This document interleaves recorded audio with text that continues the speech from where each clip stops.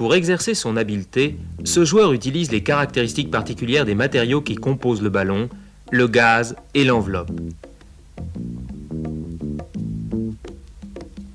Le ballon dans l'air n'est pratiquement soumis à aucun effort.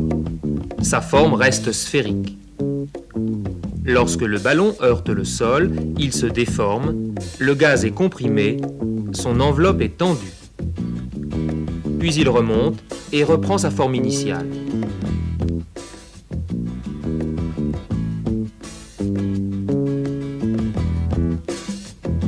Nous disons que le comportement du ballon est élastique.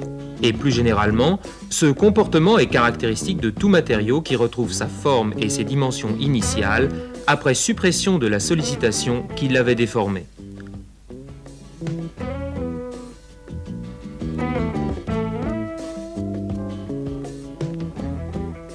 Pour établir la relation entre contrainte et déformation, on utilise très souvent un modèle comme support de la pensée. Dans le cas d'un élément élastique, le modèle utilisé est un ressort de raideur E.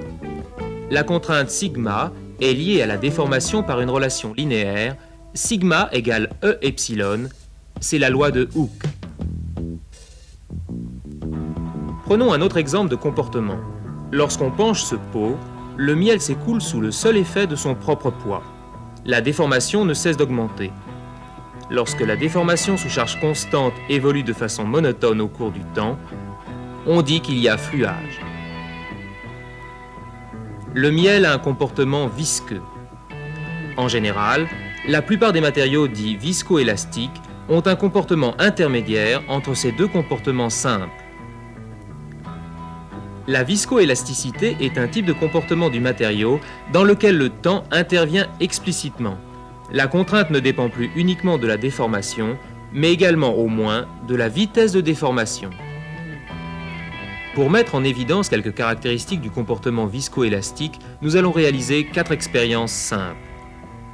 Lorsque, sous contrainte constante, nous observons la réponse en déformation, nous effectuons une expérience dite de retard. Puis, au cours de cet essai, si nous déchargeons instantanément tout en continuant à observer l'évolution de la déformation, nous réalisons une expérience de recouvrance.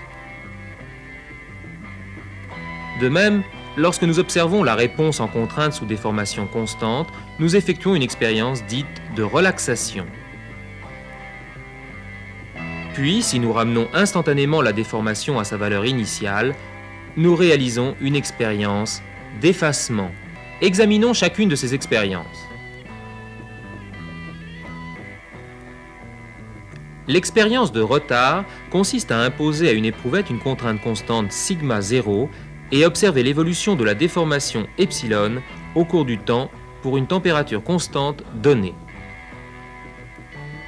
Prenons un échantillon de forme parallélépipédique et appliquons tangentiellement à l'une de ses faces un effort F constant. Dans ce cas, le tenseur des contraintes est de forme simple. Examinons maintenant la réalité d'une expérience. Deux plans parallèles glissants vont pouvoir imposer à une éprouvette de bitume un cisaillement simple. Voici les cellules prêtes. Le film de bitume est de 50 microns environ. L'éprouvette est ensuite montée sur le viscosimètre à plan glissant et une série de masses marquées va pouvoir imposer un effort F sur la partie mobile de cette éprouvette, non pas directement, mais par l'intermédiaire du fléau de cette balance. Le déplacement D est nul avant la mise en charge. Après chargement, ce déplacement est mesuré à l'aide d'un capteur de déplacement. Et on peut lire à tout instant sa valeur sur un afficheur digital.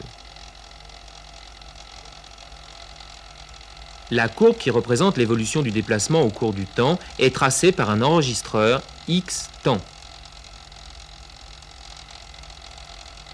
Tout mouvement de la partie mobile de la cellule est neutralisé. On place ensuite la charge sur le plateau de la balance, puis on libère le système. La charge est appliquée instantanément à l'éprouvette. Le matériau commence à se déformer. Le saut observé en début de courbe correspond à la réponse élastique instantanée du matériau. La contrainte appliquée est toujours constante et le matériau continue à se déformer. On dit qu'il y a fluage. Dans cette première phase d'écoulement, la vitesse de déformation varie régulièrement. Nous l'appelons fluage transitoire. Puis le déplacement devient linéaire. Cela correspond à une vitesse de déformation constante, delta V. C'est le domaine du fluage stationnaire. Dans ce domaine, on peut calculer la viscosité eta du bitume utilisé, connaissant la surface A sur laquelle est appliqué l'effort F et l'épaisseur E de l'échantillon.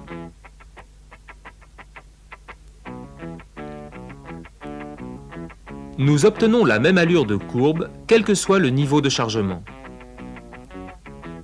L'évolution de la déformation en fonction du temps est de la forme epsilon de t égale sigma 0 multiplié par j de sigma 0 et de t. La fonction j est dite fonction de retard spécifique du matériau utilisé.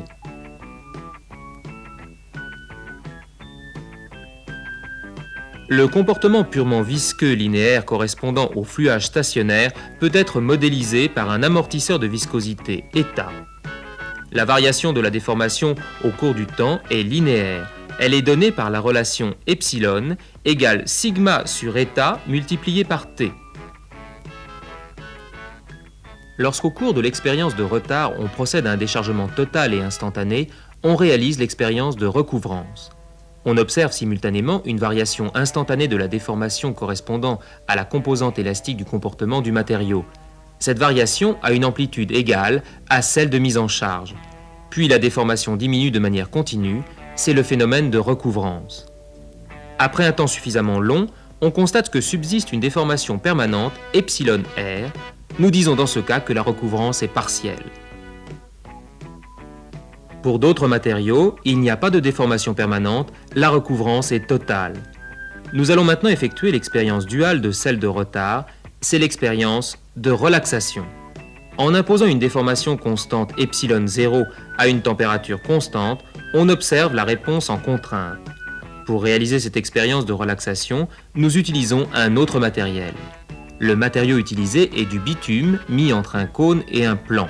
Son épaisseur varie de 0 au centre à 250 microns sur la périphérie du cône. L'échantillon subit une déformation tangentielle qui produit un tenseur de contrainte correspondant à un état de déformation plane. Pour cet essai de relaxation, le bitume est emprisonné dans l'entrefer d'un cône et d'un plan.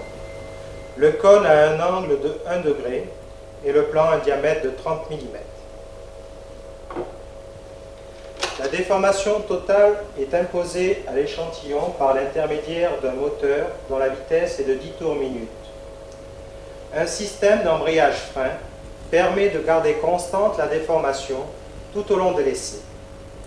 La contrainte est obtenue par l'intermédiaire d'un couple-mètre situé dans l'axe de rotation du système. Un bac thermostatique permet de maintenir constante la température de l'échantillon qui se trouve dans une enceinte climatique. Compte tenu des temps de réponse extrêmement brefs, le tout est piloté par un micro-ordinateur.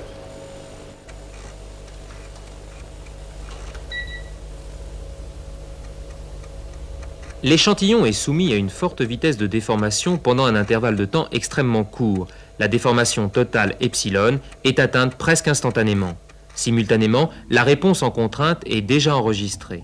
Après le premier saut observé sur la courbe, la contrainte décroît de façon monotone alors que la déformation reste constante. L'évolution de contrainte en fonction du temps est de la forme sigma de t égale epsilon 0 multiplié par r de epsilon 0 et de t. La fonction r est appelée fonction de relaxation spécifique du matériau utilisé. Dans le cas le plus simple, la fonction de relaxation a la forme d'une exponentielle. Pour d'autres matériaux viscoélastiques, elle peut avoir d'autres expressions plus complexes. Lorsque l'on supprime instantanément la déformation totale au cours de cette expérience, on réalise une expérience d'effacement. Le matériel disponible ne permet pas de l'effectuer. Nous allons donc décrire schématiquement ce qui se passerait au cours d'une telle expérience. Si au cours de la relaxation des contraintes, on supprime instantanément la déformation imposée, on observe une variation brusque de la contrainte dont l'amplitude est égale ou non à celle mesurée lors de la mise en charge. La contrainte diminue progressivement en valeur absolue. C'est le phénomène d'effacement des contraintes. Si après un temps suffisamment long, il subsiste une contrainte permanente sigma R, on dit que l'effacement est partiel. C'est par exemple ce qui est observé pour les matériaux subissant une réaction chimique. Dans le cas contraire, l'effacement est total.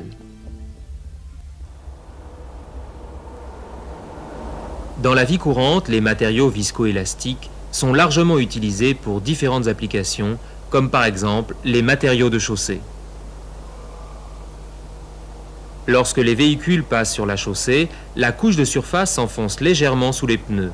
Comme celle-ci a un comportement viscoélastique, elle revient progressivement à sa position initiale après le passage du véhicule.